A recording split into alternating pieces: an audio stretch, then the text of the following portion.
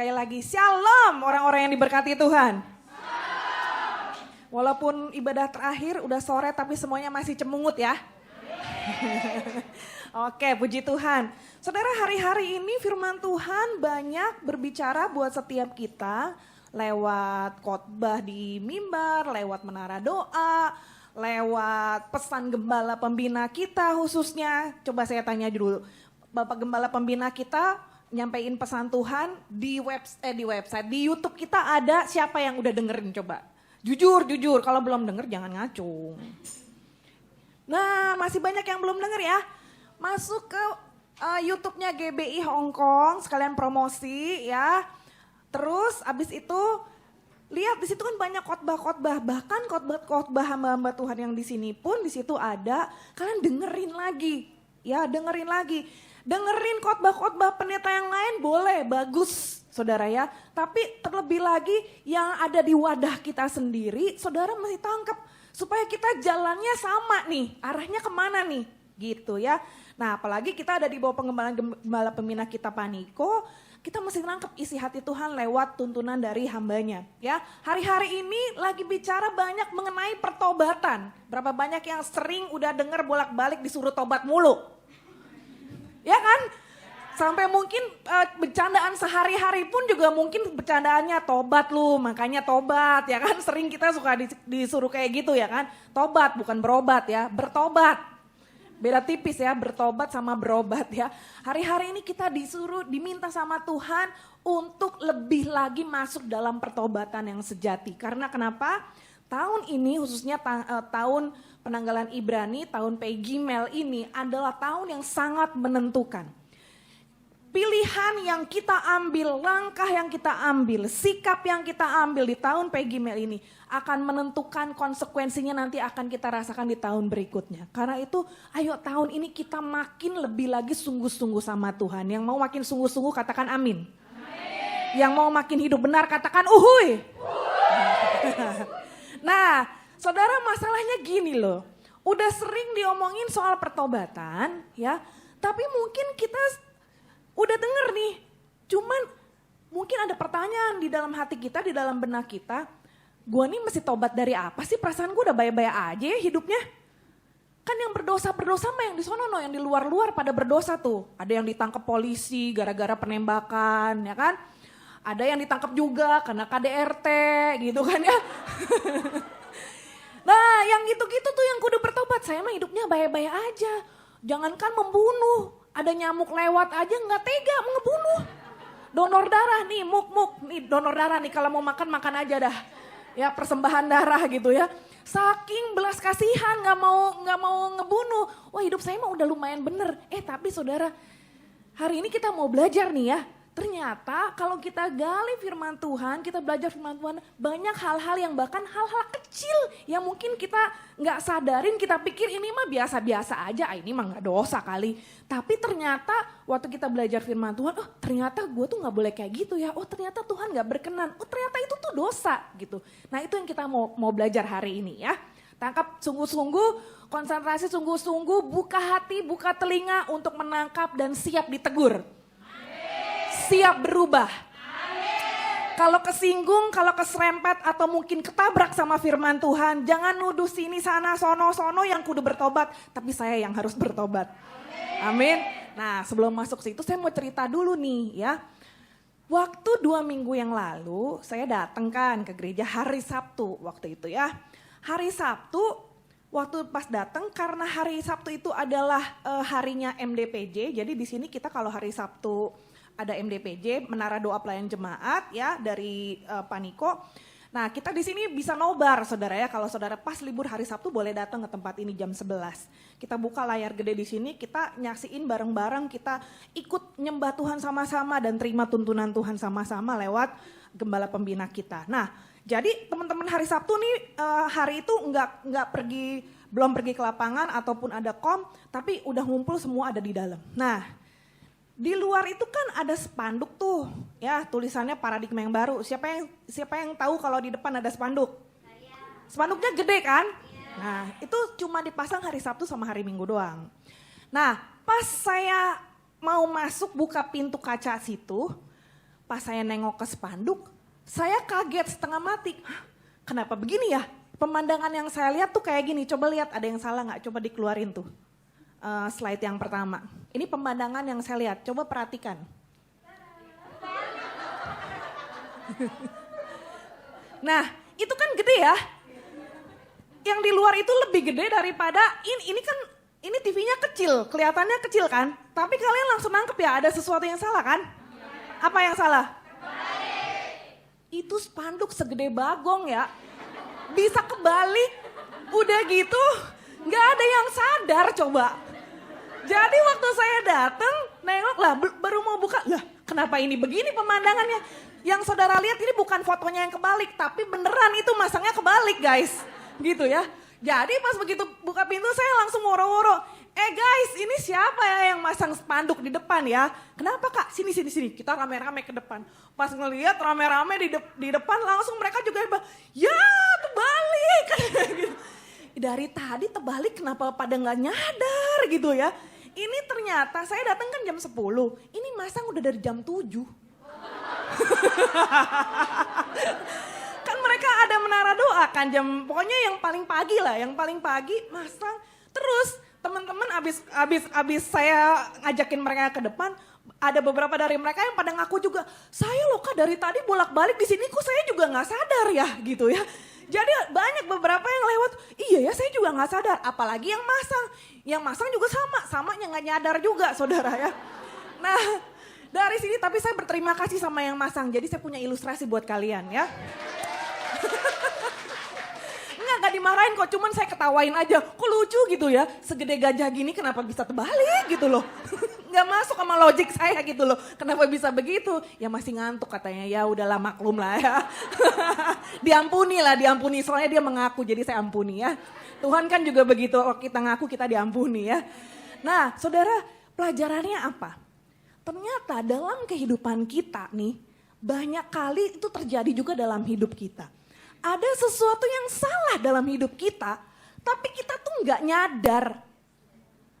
Udah bolak-balik kita lakukan sesuatu yang salah, tapi masih nggak sadar-sadar juga. Sampai akhirnya Tuhan pakai seseorang untuk ingetin dan kasih tahu bahwa ini nggak benar, ini salah, ini terbalik, harus dibenerin.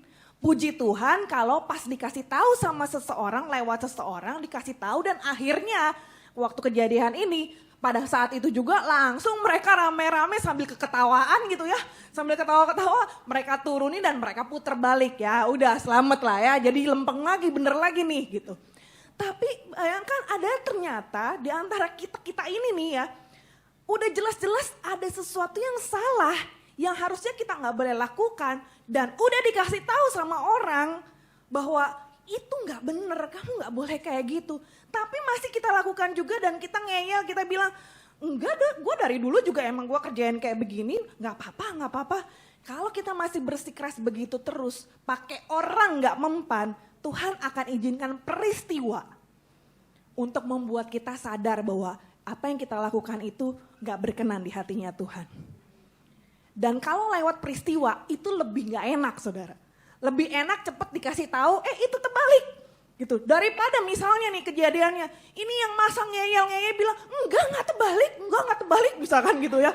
Tapi kan udah jelas-jelas terbalik gitu. Nah itu akan lebih parah saudara ya. Saudara nangkep di sini? Nah jadi ayo kita hari ini mau sadar apa sih dosa-dosa yang perlu kita minta ampun dan kita perlu bertobat di hadapan Tuhan. Ya, nah topik hari ini saya beri judul singkat, padat dan jelas, dosa. Kita mau belajar tentang dosa. Apa sih dosa itu? Alkitab mencatat 1 Yohanes 3 ayat yang keempat. Jelas-jelas di situ ditulis dosa ialah pelanggaran hukum Allah. Jadi waktu kita melanggar undang-undangnya Tuhan, Tuhan punya ketetapan, Tuhan punya peraturan. Dan peraturan Tuhan itu dicatat di dalam firman Tuhan, di dalam Alkitab kita. Kalau kita melanggar, itu artinya adalah dosa. Ya, kalau kita di tata tertib berlalu lintas lah begitu ya. Ada juga undang-undang dalam berlalu lintas kan. Kalau ada es coret, bukan es lilin atau es krim ya. Es coret, huruf S dicoret artinya nggak boleh berhenti, nggak boleh stop. Apa yang terjadi kalau kita tetap maksain, kita tetap stop di es coret itu? Pasti kena tilang, ya kan? Karena kita melanggar hukum lalu lintas yang ada. Nah, waktu kita melanggar hukum Tuhan, itulah namanya dosa. Lebih jelasnya lagi kita belajar dari bahasa aslinya. Bahasa aslinya dosa dalam bahasa Yunani itu dicatat adalah hamartia. Ya, hamartia dalam bahasa Yunani itu kalau diterjemahkan artinya adalah to miss the mark atau miss the target. Kayak kalau kita mau memanah kan ada targetnya yang bulat-bulat itu ya. Nah, itu kan yang harus ditembakin adalah kalau yang tepat sasaran adalah yang di tengah. Tapi waktu meleset dari sasaran, ya apalagi melesetnya sampai nggak masuk sama sekali ke situ, itu namanya nggak meleset kan dari target. Atau hamartia di sini artinya adalah meleset dari standar yang Tuhan berikan. Standar Tuhan segini, tapi kita meleset nih, kita turunin sendiri. Itu namanya nggak pas, saudara. Waktu nggak pas di situ artinya adalah hamartia. Hamartia artinya adalah dosa. Sampai di sini yang mengerti katakan amin. Oke ya, patokan paling gampangnya adalah pokoknya kalau nggak cocok sama apa yang Tuhan ngomong, meleset dari target yang Tuhan tentukan, itu udah dosa. Oke, nah sekarang kita belajar nih dari kejatuhan manusia pertama dalam dosa, dari Kejadian pasal yang ketiga. Siapa manusia pertama yang jatuh dalam dosa? Mentang-mentang di sini Hawa semua, si Adam yang disalahin. Tolong. Ya, nggak ada Adam kan di sini kan? Oh, mentang-mentang nggak ada Adam, pada jawabnya Adam. Back to the Bible, ayo di Alkitab siapa duluan yang jatuh dalam dosa? Udahlah, kita ngaku aja. Emang grup kita itu yang bikin jatuh dalam dosa duluan. Emang wanita, ya udah. Nah, ayo kita lihat ya ayatnya ya. Kejadian pasal yang ketiga, mulai dari ayat yang pertama. Adapun ular ialah yang paling cerdik dari segala binatang di darat yang dijadikan oleh Tuhan Allah. Ular itu berkata kepada perempuan itu. Perempuan itu di situ artinya adalah Hawa. Oke, sampai di sini dulu coba simak ya. Jadi pada zaman itu, ini banyak yang penafsir Alkitab mengatakan seperti ini. Zaman itu ular sebelum dikutuk sama Tuhan, itu kemungkinan besar masih jalannya bukan ngesot pakai perut gitu. Ya kan, pakai kaki dan bisa berkomunikasi sama manusia dengan begitu bisa ngobrol ya kan. Bahasanya masih sama saudara. Ya makanya bisa ngomong-ngomong. Coba sekarang ada ular diajak ngomong, gak ngerti dia. Woi pergi woi, dia malah deket-deket gitu ya. Nah jadi waktu itu kejadiannya seperti itu. Nah perhatikan apa yang ngomongin sama si ular di sini. Kita tahu ular di situ adalah iblis ya. Nah ini ya, iblis tuh kalau ngomong tuh kayak gini nih, coba perhatiin. Dia ngomong sama Hawa. Wawa. Tentu Allah berfirman. Gue pakai bahasa biasa aja kagak enak. Tuhan ngomong gini kan, semua pohon di dalam taman ini boleh kamu makan buahnya. Hamesin. Ntar dulu, ini udah pada kom kan. Perhatiin. Udah pernah baca Kejadian belum sih? Udah kan? Nah, cocok gak sama yang Tuhan ngomong? Ini yang ular ngomong adalah, katanya Tuhan ngomong semua pohon di dalam taman ini boleh kamu makan buahnya. Bener atau salah? Bener atau salah? Siapa bilang bener? Tadi aku denger ada yang bilang bener. Udah sadar ya, tadi masih belum bertobat. Oke sekarang udah bertobat. Salah, jelas-jelas salah. Ini hoax nih si iblis nih. Kan dia bapak segala pendusta. Dia nih coba kasih jebakan Batman nih sama si Hawa. Coba ya kalau gue ngomong kayak gini si Hawa nangkep gak nih?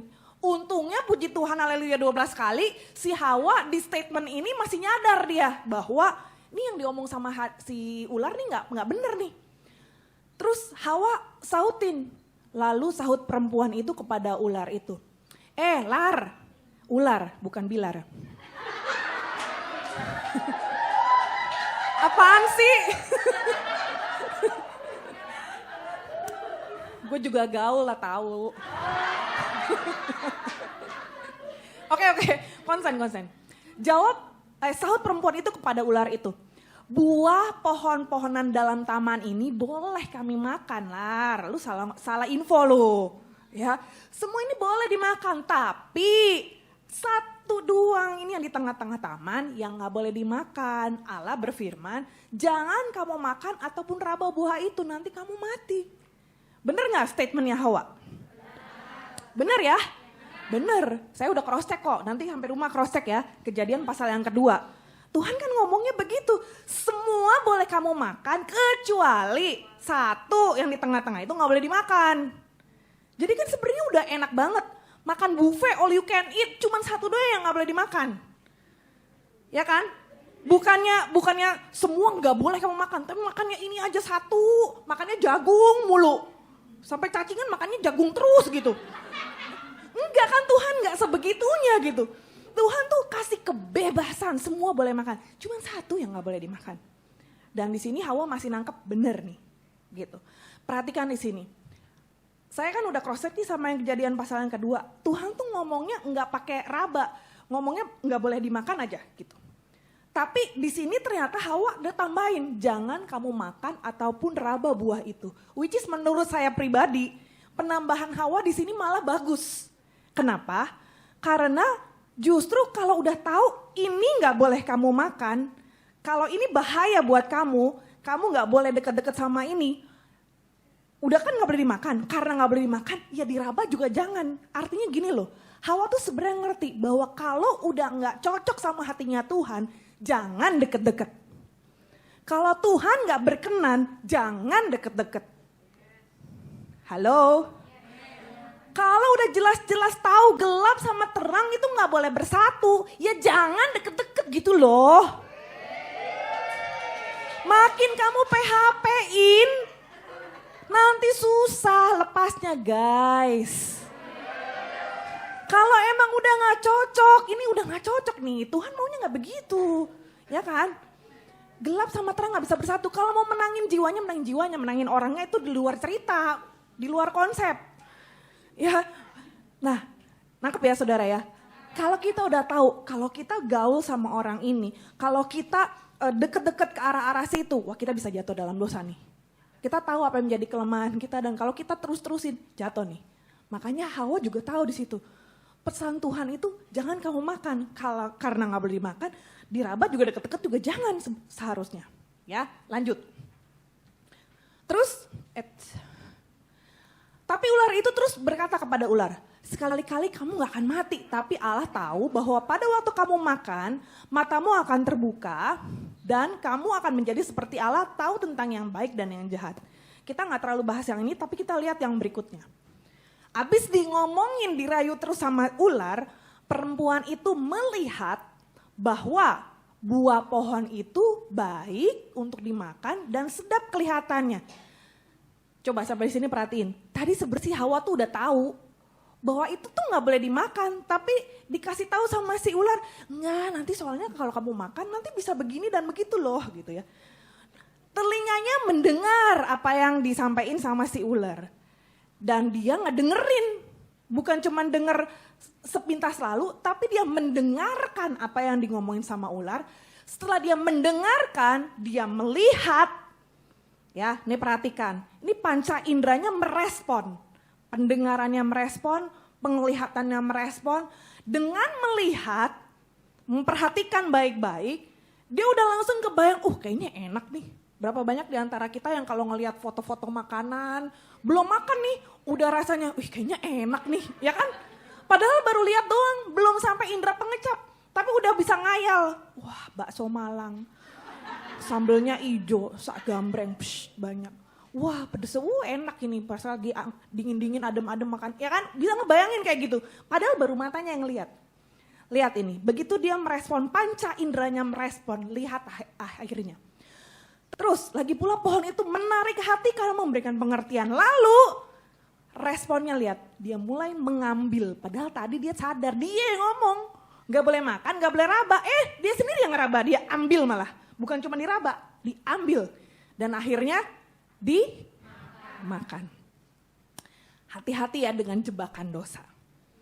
Dosa masuk Mulai dari pintunya itu adalah dari panca indera kita. Makanya itu kita hati-hati dengan panca indera kita. Apa sih panca indera?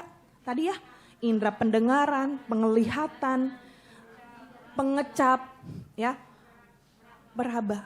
Nah, perhatikan apa yang kita lihat, tontonan-tontonan kita, ya kan? Perhatikan apa yang kita dengar. Jangan sampai ya kita membiarkan dosa masuk, ya itu lewat panca indera kita. Kalau kita udah nyadar nih, Tuhan tuh, Roh Kudus tuh pasti akan memberikan alarm dalam hati kita. Di YouTube nih banyak, segala macam kita bisa lihat. Mulai dari tontonan bersih sampai tontonan jorok. Ya kan? Mulai dari ya segala macam lah ada kalau kita mau cari. Tapi perhatikan apa yang kita lihat dan apa yang kita dengar. Apakah itu membangun, membawa kita makin berkenan sama Tuhan, atau membawa kita makin jauh dari Tuhan. Perhatikan itu. Yang mengerti katakan amin. Nah sekarang saya mau mulai nih ya. Dari pengertian sampai di sini ini tadi, kita akan masuk di sini ada beberapa jenis dosa yang perlu kita perhatikan lebih lagi. Karena satu dosa itu akan menggiring kepada dosa yang lainnya. Ya, dan kita perlu lebih berhati-hati lagi. Yang pertama kita mau belajar. Dosa yang pertama kita mau belajar adalah iri hati. Ayatnya di situ dikatakan Yakobus 3 ayat yang ke-16. Baca sama-sama yuk. Sebab di mana ada iri hati dan mementingkan diri sendiri, di situ ada kekacauan dan segala macam perbuatan jahat. Jadi kalau kita membiarkan ada iri hati di dalam hati kita, ini Alkitab loh yang mencatat, mulai dari iri hati akan muncul kekacauan dan kejahatan yang lainnya. Kalau tadi kita belajar dari Adam dan Hawa, coba kita lihat keturunannya, Kain dan Habel. Itu terjadi pembunuhan gara-gara apa? Gara-gara iri hati nomor satu, asal muasalnya ya toh. Gara-gara yang satu persembahannya diterima sama Tuhan, yang satu enggak. Akhirnya yang satu cemburu, jealous. Kenapa ya persembahannya Ono kok diterima, kok gue kagak ya? Dia lihat, ya kan? Dengan panca indera dia lihat. Abis dia lihat, dia mikirlah di situ, diolah tuh di pikirannya dia. Apalagi pakai budaya kayak kita nih ya. Dipikir-pikir, saya pikir ya. Dan apa yang kita pikir tuh belum tentu benar kan? Karena siapa sih yang tahu pikiran orang lain, ya kan? Kita hanya bisa tahu pikiran kita sendiri. Yang kita pikir begini, kita berkembang macam-macam. Padahal kenyataannya belum tentu selalu benar. Tapi karena membiarkan iri hati itu beranak cucu berkembang biak di dalam hati dan pikiran, akhirnya terjadilah ya Kain membunuh Habel. Pembunuhan bukan dosa pertamanya. Tapi dosa pertamanya mulai dari iri hati. Pintunya masuk dari mana? Dari ngeliat penilaian yang kayaknya kok aku gak diterima, kok yang sana terima. Begitu ya. Jadi hati-hati saudara. Jangan kita izinkan iri hati ada di dalam hati kita. Justru kalau ada orang yang semakin hebat, semakin dipakai sama Tuhan. Mungkin contohnya di dalam kul gitu ya. Wah sejak ada temen kul satu ini baru, kok kayaknya dia yang disuruh-suruh mulu. Dia yang disuruh doa, dia yang disuruh bawa tiker, dia yang disuruh gimana. Dulu gue yang disuruh-suruh, sekarang kok enggak. Justru bersyukur dong kan ada jadi gantian gitu kan. Kok dia makin diangkat-angkat nih kayaknya. Wah mau Natal dia yang disodorin ikutan nari. Mau ini, dia lagi.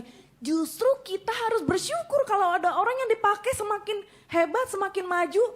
Jangan ada iri hati, ngecek dan recheck ya. Kalau ada orang makin diberkati, kalau kita ikut senang bersama-sama dengan orang lain tersebut, berarti aman dari iri hati.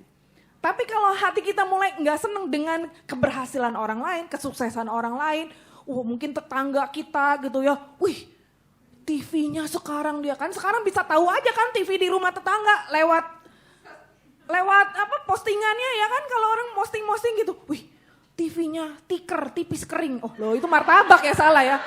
Maksudnya kan sekarang TV makin lama makin tipis kan, dulu kan di rumahku TV-nya masih yang segede gaban gitu kan. Wah udah kayak layar tancap, gede, tipis gitu ya. wah di rumahku kok masih elek gitu kan. Loh kita bersyukur kalau ada orang yang diberkati saudara. Ya, supaya jangan membiarkan iri hati beranak cucu di dalam hati dan pikiran kita. Yang setuju katakan amin. Nah, supaya kita nggak terjebak dalam dosa iri hati ini, mari kita fokus kepada apa yang ada pada kita. Bersyukur pada apa yang Tuhan sudah beri buat kita. Jangan fokus kepada apa yang tidak ada. Kalau kita fokusnya kepada yang tidak ada, kita akan hidupnya ngiri mulu sama orang-orang. Ya kan? Jangan ngiri mulu saudara jadi orang, nganan sekali-sekali. Yang nangkap cuman yang di belakang. Indri bengong. Jangan ngiri mulu, nganan.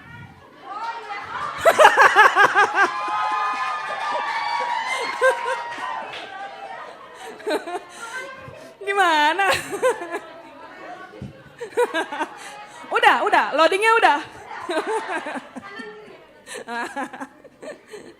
Oke, setuju ya? Jadi orang jangan irian, kasih tahu ke kiri kanannya. Jadi orang jangan irian, karena irian udah ganti nama jadi Papua ya. Oke, sekarang yang kedua ya. Yang kedua maaf ya kalau ada yang tertabrak ya. Yang kedua apa? Rakus itu berbicara lebih kepada makanan loh. Rakus soal makanan loh. Ya. Nah, ternyata ini juga ada loh, ada ayatnya.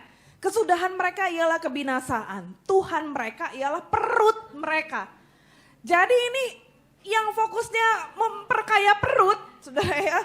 Dibilang kesudahannya ialah kebinasaan, kemuliaan mereka ialah aib mereka, pikiran mereka semata-mata tertuju kepada perkara duniawi. Jadi kerakusan ini berbicara mengenai ketidakpuasan soal perut. Mau lebih dan lebih dan lebih dan lebih. Padahal firman Tuhan katakan cukupkanlah dirimu dengan apa yang ada padamu, termasuk makanan juga begitu. Kalau makan udah porsinya segitu ya udah, cukupkan dengan apa yang ada padamu. Mentang-mentang makanannya berlimpah-limpah. Ini mau gak? Mau. Itu mau gak? Mau. Ini mau gak? Mau. Wah. Kenapa begitu? Soalnya kalau kita fokus kepada perut saja sendiri, akhirnya nanti tanpa disadari kita jadi gak peduli sama orang lain. Kita jadi tidak berempati sama orang lain, kita hanya mementingkan kepentingan diri sendiri aja. Yang penting perutku kenyang, peduli amat orang mau makan atau enggak. Ini yang bahaya. Bertobat. Ya. Nah, jadi kerakusan ini akan membuat kita jadi gak peduli sama sesama. Itulah yang akhirnya membuat jadi meleset dari target. Nah, Tuhan gak mau begitu. Tuhan kan maunya kita mengasihi sesama. Ya kan? Nah, mungkin baru sadar nih hari ini nih, tapi kita mau bertobat, abis ini gak ada lagi yang seperti itu. Nah, kalau sampai terjebak kepada dosa kerakusan ini, solusinya gimana? Banyak puasa. Karena puasa itu adalah belajar untuk menguasai nafsu untuk makan kan? Ngontrol, ngerem nafsu makan kita, melatih puasa berpantang apa yang kita suka. Biasanya kita maunya makan, kita rem untuk kita enggak makan, untuk juga melatih kedisiplinan rohani kita. Ya, jadi solusinya buat yang dosa ini saudara ya, dosa rakus ini, ayo banyak-banyak masuk dalam puasa, gitu. Terus yang ketiga adalah serakah. Kalau tadi rakus lebih kepada makanan, lebih kepada perut, serakah lebih kepada materi, cinta akan uang. Ya. 1 Timotius 6 ayat yang ke-10 jelas sekali di situ dikatakan karena akar segala kejahatan ialah cinta uang. Sebab oleh memburu uanglah beberapa orang telah menyimpang, hamartia tadi ya, menyimpang dari iman dan menyiksa dirinya dengan berbagai-bagai duka. Gara-gara uang yang jadi nomor 1, firman Tuhan kan juga ada ngomong, mamon sama Tuhan, mamon itu uang. Mamon sama Tuhan itu saingan terberat tuh. Kalau kita lebih cenderung memenangin cari uang, pasti cari Tuhannya kalah. Puji Tuhan saudara yang di tempat ini kan gak begitu kan. Kalau saudara lebih milih cari uang, mendingan mungkin kalau majikan bilang, pokoknya udah kamu gak usah libur, tak bayar. Berapapun kamu minta, tak bayar. Asal kamu gak libur. Kalau carinya motivasinya hanya uang, kita akan ho-ho-ho aja. Kan memang tujuannya ke Hongkong cari duit kan. Oh kebenaran justru. Oh kalau gitu, wah cari uang. Sekalinya majikan kasih, udahlah kamu udah capek kali 2 tahun ini kamu pandemi di rumah mulu, udah besok minggu kamu boleh libur. Ya kok libur? Berkurang dong pendapatan. Kalau libur kan malah keluar duit ya. Terus coba cari part time di mana ya yang bisa menghasilkan uang. Pikirannya cari duit mulu. Susah nanti saudara kalau mikir duit terus. Orang kalau udah fokusnya cari uang, otomatis akan jauh dari Tuhan. Caranya supaya gak terjebak situ adalah nabur.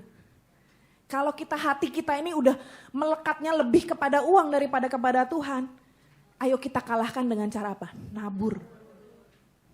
Naburnya bukan nabur bibit benih begini, bukan. Nabur beneran nabur keuangan, nabur materi buat pekerjaan Tuhan. Jangan nabur kepada orang yang suka ngutang.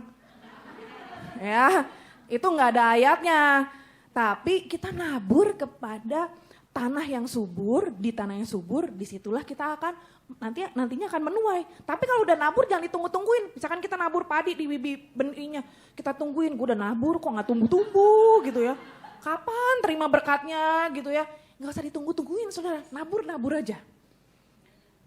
Saudara praktekin, pasti saudara akan diberkati sama Tuhan. Nah terus yang keempat. Yang keempat yang Tuhan gak suka, dosa yang keempat adalah sombong. Mata yang congkak dan hati yang sombong. Yang menjadi pelita orang fasik adalah dosa. Jelas banget tuh. Kesombongan itu dosa saudara. Kesombongan mungkin ada yang gak sadar. Kesombongan tuh apa sih, kayaknya perasaan gue kagak sombong. Nganggep orang lain salah semua cuman gue yang bener, itu sombong. Ah lu mah tahu apa? Gue dong udah kom cepek, nope, sipe, sape gitu. Apalagi sombong sama, hati-hati ya ini kan wanita-wanita nih, ibu-ibu nih yang suaminya pada di Indonesia. Kalian waktu dari Indonesia kan belum tahu apa-apa, begitu nyemplung di GB Hongkong otomatis langsung jadi pada pinter kan, mulai belajar kom ya kan. Lebih tahu firman, dulunya masih gak tahu apa-apa, nol putul. Sampai sini sekarang ikut kom, ikut kul, makin bertumbuh, makin kenal Tuhan. Suamimu yang di Indonesia dari dulu sekarang selama-lamanya pengenalan akan Tuhannya masih segitu aja. Gara-gara kalian jadi lebih bertumbuh di sini, hati-hati jangan sampai som-som sama suamimu. Suamimu dinyek. Aku dong udah kom. Kamu apa? Kompor.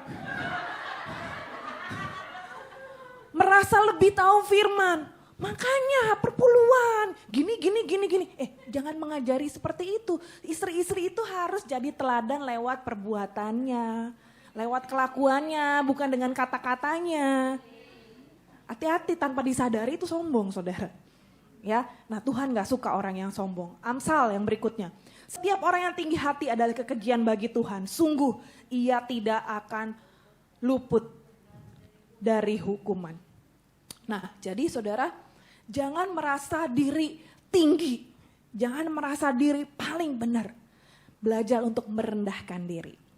Cara paling simpel untuk melatih kerendahan hati, merendahkan diri, saya kasih tips ya. 1, sering-sering ngomong maaf. Ini kalau orang sombong ngomong maaf tuh susah Pol. Karena nggak mau ngaku kalau dirinya salah. Tapi kalau kita mau merendahkan hati, merendahkan diri, belajar untuk Tuhan, aku sekarang sadar ya Tuhan, aku kok sombong ya ternyata ya. Coba latih dirimu untuk ngomong maaf. Sekalipun Anda nggak salah pun, paksain coba ngomong maaf. Sama majikan, suka merasa diri yang lebih benar. Wah aku yang benar kok, caranya emang begini. Kalau nyuci kamar mandi tuh begini, caraku begini. Gitu. Majikan bilang, enggak bukan gitu, nggak cocok. Hoa, toimci ya. Kita belajar merendahkan diri. Gitu ya, belajar ngomong maaf, say sorry. Kedua, sering bilang terima kasih. Orang sombong tuh susah ngomong terima kasih. Oh iya, dikasih apa? Oh, oke. Bu ya terima kasih gitu. Tapi orang Indonesia kebanyakan terima kasihnya lancar ya.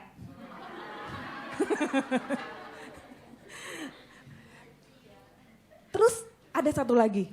Untuk kita belajar supaya kita gak sombong. Kalau orang sombong kan merasa diri yang paling hebat, paling bener gitu kan.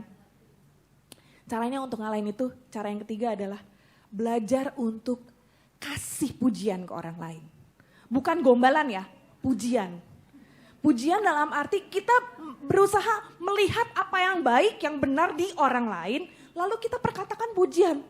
Waktu kita bisa memuji orang lain, artinya secara tidak langsung kita merasa bahwa orang itu lebih benar, lebih bisa, dan saya gak terlalu bisa nih, sana yang benar nih, makanya saya kasih pujian.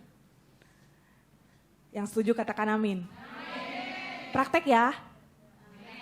Supaya kita gak terpelosok kepada dosa kesombongan karena Tuhan membenci orang yang sombong ya. Berikut. Hawa nafsu. Hawa nafsu di sini dalam bahasa Inggrisnya adalah lust. Hawa nafsu di sini lust itu lebih kepada hawa nafsu seksual. Ya. Nah, banyak kasus di sini, di Hong Kong ini khususnya, saudara ya. Dari Indonesia masih imut-imut, masih polos-polos. Pada ya datang kalau pertama kali nyampe Hong Kong itu kan masih polosan semua, nggak ada make up, masih kepang dua mungkin ya. Ada nggak sih yang masih polosan kayak begitu? Sekarang itu udah lebih enggak kali ya. Maksudnya lebih kayak nggak tahu apa-apa gitu kan. Begitu nyampe sini beberapa tahun, waduh coba lihat tuh yang di sono-sono gitu kan ya. Sono-sono, sini kan nggak ada. Sono-sono. Kadang bisa ketemu yang penampilannya bingung, ini arek lanang apa wedo apa lonong sih, lonong lagi sampean. Ini cewek apa cowok sih gak jelas. Cewek tapi kayak cowok. Bingung. Ya kan? Abis dibilang cewek yang gak modelnya gak kayak cewek, dibilang cowok juga sebenarnya aslinya bukan cowok ya kan? Saya suka kasih istilah sendiri sama Levi. Ada cewek itu mah cewek tapi kayak cowok gitu. Pernah saya kaget setengah mati saudara waktu awal-awal bukan di toilet ini ya, ada di toilet mana lah gitu. Saya pikir ya ampun kok ada cowok masuk ke dalam toilet. Ternyata itu cewek tapi bener-bener penampilannya tuh cowok banget gitu. Aduh bisa terjadi seperti itu karena apa? Ya ini hawa nafsunya ini gak dikendalikan. Ya akhirnya ya terjadilah percabulan lah segala macem ya. Perselingkuhan juga terjadi. Bisa terjadi karena itu. Nah jadi saudara untuk bisa jangan sampai jatuh kepada dosa seksual ini saudara, hawa nafsu seksual ini. Ayo kita perkaya hidup rohani kita. Roh kita ya, kita aktif dalam segala kegiatan aktivitas yang positif saudara ya. Supaya apa? Supaya kita tuh nggak fokusnya kepada hal-hal yang seperti itu. Ya. Terus dengan cepat yang keenam. Malas.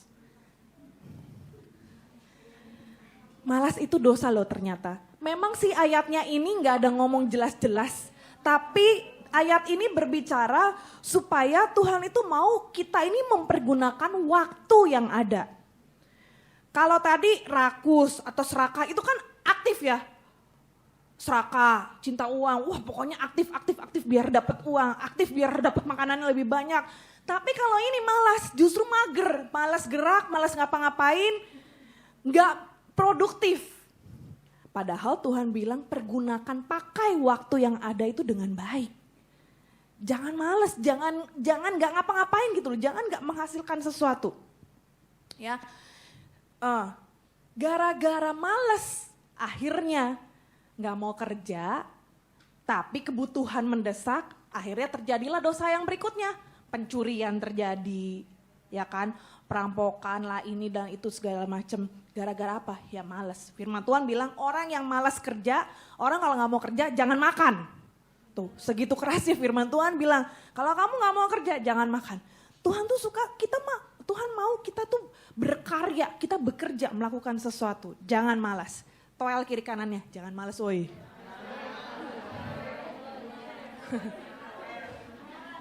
Terus yang ketujuh adalah marah. Nah, saya tanya nih, orang Kristen boleh marah nggak?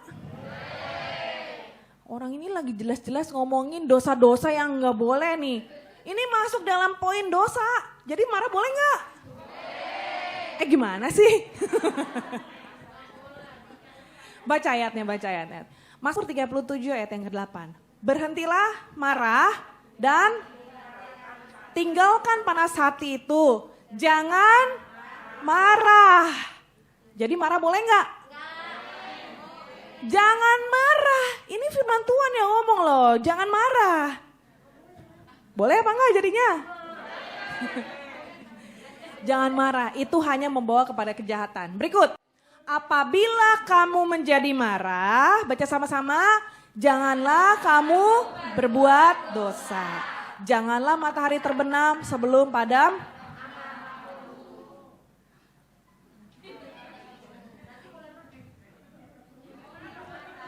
Ayo, bingung. Jadi boleh apa enggak ya? Boleh. Tuhan Yesus pernah marah enggak? Pernah. Bapak Gembala pernah marah enggak? Pernah. Kak Feli pernah marah enggak?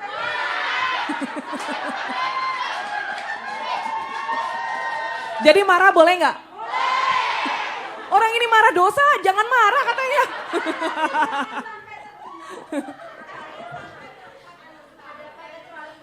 Gini loh. Sebenarnya ada satu ayat lagi tuh di Mazmur ya. Kalau kamu marah, hendaklah kamu diam di tempat tidurmu. Dan yang di sini bilang, apabila kamu menjadi marah, janganlah kamu berbuat dosa. Itu yang perlu digarisbawahi. Marah yang boleh adalah marah demi kebaikan orang yang dimarahi. Tapi kalau marah karena emosi sendiri, marah karena sendiri lagi kesel, sendiri lagi bete, itu yang gak boleh. Marah yang menyakiti hati orang lain, itu yang gak boleh. Marah yang berbuat dosa. Nah itu dia. Jangan sampai kalau marah, jangan sampai berbuat dosa. Masalah saya marahin orang, menurut saya ini untuk kebaikan orang tersebut, terus orang tersebut sakit hati, itu udah di luar tanggung jawab saya. Karena kenapa? Saya tahu benar kenapa saya lakukan ini. Karena untuk kebaikan orang bersangkutan. Dan Tuhan yang menguji hati kan. Terus udah ditegur yang ini sakit hati, ya udah pokoknya Tuhan tahu. Hati aku bukan untuk nyakitin hati orang tersebut. Tapi kalau hatinya terlalu sensi akhirnya jadi tersungging. Ya berarti memang belum beres di hadapan Tuhan kan gitu. Nah jadi saudara,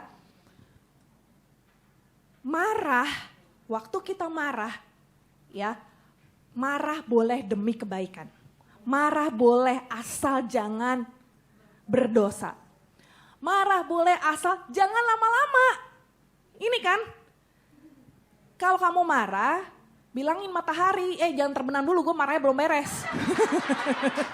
Lah habis ini kan ngomongnya gitu, janganlah matahari terbenam sebelum padam amarahmu. Ini udah sore nih, bentar lagi ini nih. Ayo kalau masih ada yang marah sama Kak Feli, cepetan bertobat loh. Keburu turun mataharinya ntar. Ya jelas ya. Jadi waktu kita mungkin lagi kita marahin anak gitu ya. Marahin anak, saya juga marahin Levi kok kadang-kadang kalau dia gak benar. Dan saya pengen dia jadi benar. Ngomongin cara baik gak bisa.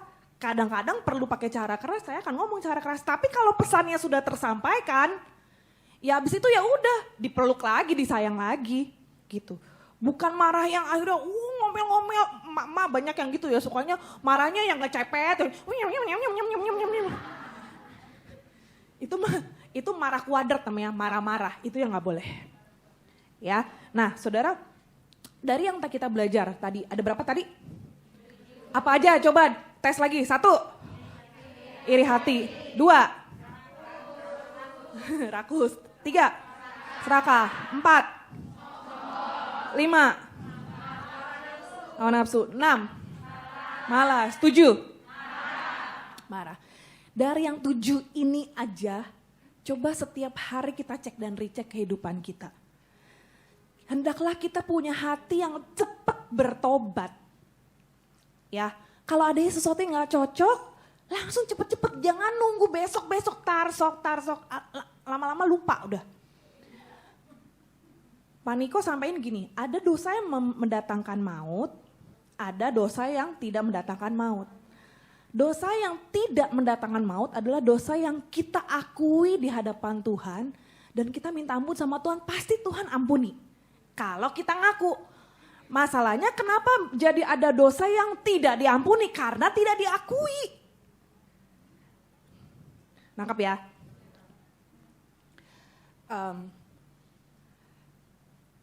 Waktu saya tutup dengan ini, Lev, siap-siap Lev. Waktu beberapa waktu yang lalu gitu, bulan lalu kalau nggak salah. Kita tuh ke Disneyland gitu kan.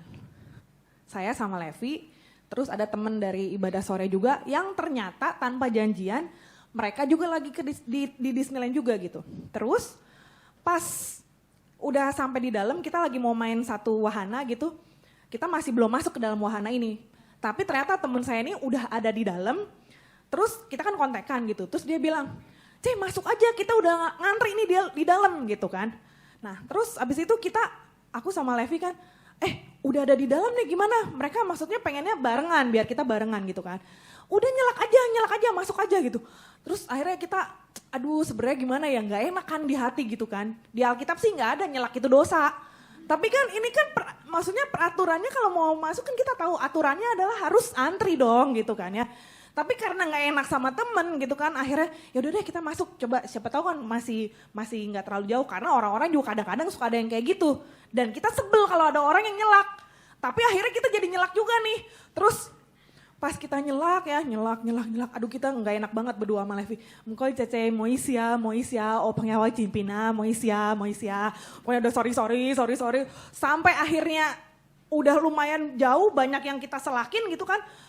Kok masih nggak ketemu juga, teleponan. Di mana sih kalian? Maju aja terus maju terus. Wah itu kayaknya 100-an orang lebih kayaknya ya Levi. Kita udah selakin, aduh ini hati tuh nggak enak loh rasanya. Udah gitu pakai kalung salib pula. Ketahuan kan gak enak banget gitu kan. Aduh itu rasa berdosanya tuh gak enak banget gitu kan. Apalagi saya bersyukur si Levi tuh punya rasa berdosanya kalau pokoknya lakuin yang gak bener tuh dia tuh alarmnya lumayan kenceng gitu kan. Jadi kita tuh aduh gak enak banget, aduh gimana dong. Dia tuh udah gak enak banget, cuman akunya yang rada ya habis gimana gak enak sama temen ditungguin gitu kan. Tapi ternyata itu tuh dia tuh udah jauh banget, udah mau nyampe ke depan, udah mau naik mainannya gitu kan. Akhirnya juga kita stop di tengah-tengah, kita stop gitu. Nah di pelajaran lewat kejadian ini, dapat pelajarannya apa saudara? Kita tuh ya otomatis Roh Kudus tuh akan berikan tuh warning kok di dalam hati kita. Masalahnya kitanya itu mau dengerin warning itu atau enggak. Waktu kita ada perkara-perkara yang hamartia tadi ya, meleset dari target, Tuhan tuh akan kasih hati kita tuh enggak nyaman. Enggak damai sejahtera hati kita. Masalahnya kalau kita lakukan terus dan kita abaikan warning itu, kita cuekin, lama-lama akan terjadi kita menjadi amoral. Kita gak bisa lagi tahu ini tuh bener atau enggak. Tapi kalau kita nurut sama warning peringatan dari Roh Kudus itu, dan kita nurut dan kita cepat untuk bertobat setiap kali ada sesuatu yang gak cocok, disitulah Tuhan akan membawa kita semakin hari semakin disempurnakan. Abis kejadian itu langsung kita masing-masing kita minta ampun ya Pi. Udah minta ampun kan Lev? Duh Tuhan ampun ya, kita nyelakin banyak orang, aduh ampun ya Tuhan ya gitu. Sorry sama orang-orang, udah sama Tuhan juga. Tapi tetap sampai belakangan gak enak juga gitu. Udah kapok lain kali gak mau lagi ya kayak gitu. Udah kalau ada temen di depan ya udah sono aja duluan gitu udah. Emang nyampainya gak barengan gitu, emang dia udah duluan gitu kan. Oke, kita mau belajar mulai dari hari ini. Kalau Tuhan kasih peringatan di dalam hati kita, cepet-cepet bertobat. Cepet-cepet minta ampun sama Tuhan. Waktu kita salah ngomong, cepet-cepet minta ampun sama Tuhan. Tuhan, tadi salah ngomong, harusnya aku ngomongnya gak boleh setajam itu. Harusnya aku ngomongnya negornya gak boleh sekasar itu. Ampun Tuhan. Setiap kali kita seperti itu, Tuhan akan bawa kita semakin hari disempurnakan. Amin. Yuk kita bangkit berdiri sama-sama, minta sama Tuhan. Supaya Tuhan menyucikan, menguduskan setiap hati kita.